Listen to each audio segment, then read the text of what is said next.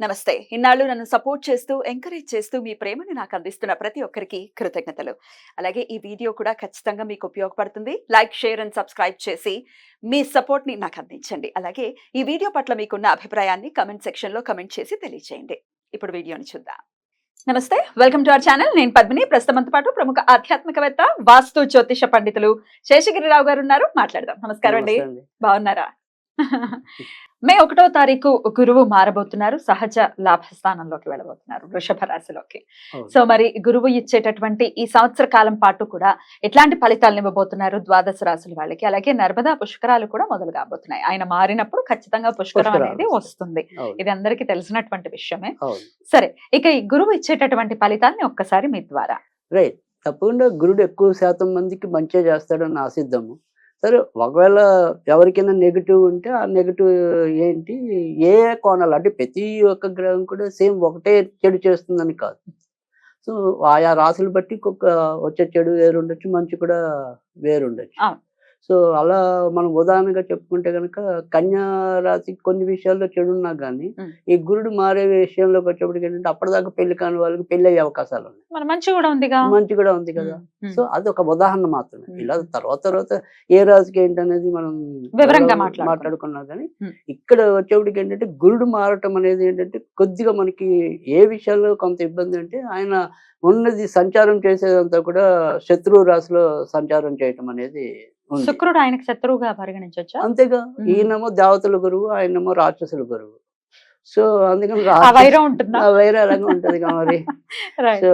So అందుకని ఆ రకంగా ఆయనకి కొద్దిగా అసౌకర్యమైన స్థానం అది.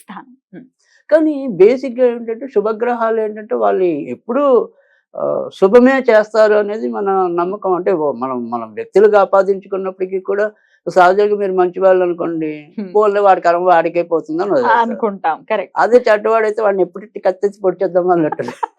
ఆ ప్రవృత్తి గురువులో ఉండదు అనేది చెప్పేది ఏంటంటే వీళ్ళు బేసిక్ గా అక్కడ అసౌకర్యం పాలవ్వచ్చేమో కానీ ఎంతో కొంత మంచి చేయడానికే చూస్తారు, ప్రయత్నిస్తారు. అందుకనే ఈ మూడాలు వచ్చినప్పుడు మనం వాటిని వదిలిపెట్టడం అనేది, అంటే ఆ ముహూర్తాలు వదిలిపెట్టడం, ఎందుకంటే వీళ్ళిద్దరు బేసిక్ గా శుభగ్రహాలు. రాక్షస గురువు రాక్షసుడైనా ఆ రాక్షసులందరికీ మంచిగా కాంక్షిస్తాడు కదా. మరి ఈ దేవతల గురువు దేవతలందరికీ మంచిగా ఆకాంక్షిస్తాడు కదా. సో బేసిక్ గా వీళ్ళిద్దరు కూడా మరి విద్యా సంపన్నులు కాబట్టి ఖచ్చితంగా విద్య ఎవరికైతే ఉంటుందో దానికి ఎంతో కొంత బ్రెయిన్ కూడా ఉంటుంది. తప్పకుండా. అయితే వృషభ రాశిలోకి మళ్ళీ గురువు గారు రావడానికి 12 ఏళ్ళు పడుతుంది. మళ్ళీ అంతేగా 12 years పడుతుంది. సో 12 years కి ఒకసారి మాత్రమే ఈ ప్రిడిక్షన్. అంతే. ఇప్పుడున్నటువంటి గ్రహస్థితి రీత్యా ఇచ్చేటటువంటి ప్రొడిక్షన్ అలా కూడా కన్సిడర్ చేయొచ్చు.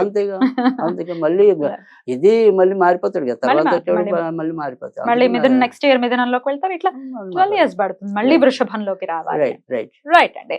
సో మరి గురువు ఇచ్చేటటువంటి ఫలితాలను ఒకసారి తెలుసుకుందాం. అలాగే ఇంకొక చిన్న విషయము, ఆల్రెడీ గ్రహచారంలో కూడా ఒకవేళ వృషభ రాశిలోనే వాళ్ళకి, అంటే జన్మ జాతకంలో వృషభ రాశిలోనే గురువు ఉండి మళ్ళీ గోచారం కూడా కలిస్తే ఎట్లాంటి ఇంపాక్ట్ ఉంటుంది? సాధారణంగా ఎక్కువ శాతం అయితే మంచి ఫలితాలు ఉంటాయని చెప్పడం అనేది కూడా జరుగుతుంది. ఎందుకంటే మన జన్మ రాశిని, కాకపోతే అలాంటి ఎప్పుడు ఇబ్బంది ఉంటుంది అంటే కనుక ఎవరికైనా సరే ఒక మారక దశలు కానీ అలాంటివి వచ్చినప్పుడు మాత్రం కొద్దిగా ఇబ్బంది ఉంటుంది. సో అలా మినాయిస్తే కనుక ఎక్కువ శాతం ఎప్పుడు కూడా మన జన్మగ్రహాన్ని గోచార గ్రహం వచ్చి టచ్ చేసినప్పుడు ఖచ్చితంగా ఎక్కువ శాతం అయితే మంచి ఫలితాలే ఉంటాయి. సో వృషభ రాశి వారికి ప్రత్యేకించి వృషభ రాశికి కాకుండా వాళ్ళకి జాతకాలు తెలిసి వాళ్ళకి వృషభంలో గురుడు ఉన్నవాళ్ళు. అదే అంటున్నా. ఇప్పుడు వృషభ రాశి వాళ్ళకే కదా జన్మ జాతకంలో వాళ్ళకి తెలిస్తే కనుక ఖచ్చితంగా వాళ్ళకి ఇంకొద్దిగా మోరల్ సపోర్ట్ ఇచ్చినట్టు. అయితే వక్రగతి కూడా ఏమైనా ఉందండి గురువుకి ఈ సంవత్సరం? తప్పకుండా. అంటే ఇప్పుడు మనం ఒకటి మూడాలు అనేది కూడా ఉంది కాబట్టి గురుడికి మోడ్యం అనేది ఉంది. తర్వాత దాంతో పాటుగా ఇంచుమించుగా అక్టోబర్ కి మధ్య నుంచి వక్రం ఉంటది.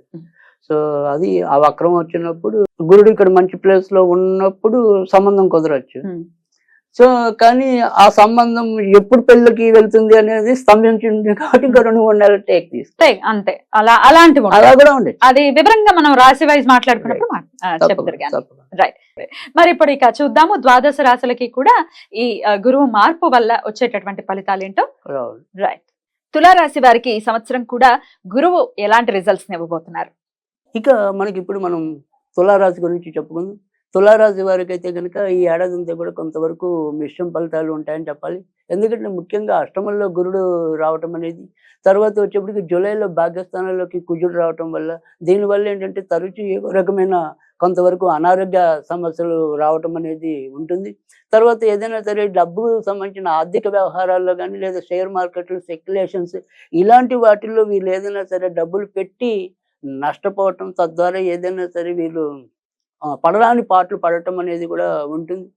అలాగే ఎప్పటినుంచో మనం కూడబెట్టుకున్న సొమ్ము కూడా పాడు చేసుకోవటం కానీ, లేదా మనకేదైనా సరే ప్రాపర్టీస్ అంటే స్థిరాస్తులు ఇలాంటివి ఏవైతే ఉన్నాయో అవి ఒక్కోసారి మనం అమ్ముకోవాల్సిన పరిస్థితులు కూడా ఏర్పడే అవకాశాలు అయితే గనక తులారాశి వారికి కనిపిస్తున్నాయి. ఈ తులారాశి వారికి మాత్రం అంటే వృత్తి ఉద్యోగాల్లో పెద్దగా చెప్పుకోదగిన ఇబ్బందులు లేనప్పటికీ కూడా ఇతరత్ర ఇలాంటి వ్యతిరేక ఫలితాలైతే ఈ సంవత్సరం ఎక్కువ కలిగే అవకాశాలైతే ఉంటున్నాయి. ఇంకా అలాగే ఏదైనా కూడా ఈ తులారాశి వారికి అష్టమంలో గురుడు యొక్క సంచారం వల్ల ఏదైనా మనకి లివర్‌కి సంబంధించినవి కానీ, తర్వాత వచ్చేప్పటికి ఏంటంటే మన గుండెకి సంబంధించినవి కానీ, ఇలాంటి వాటిల్లో కూడా కొంతవరకు ఇబ్బందులు పడడానికి ఉంటుంది.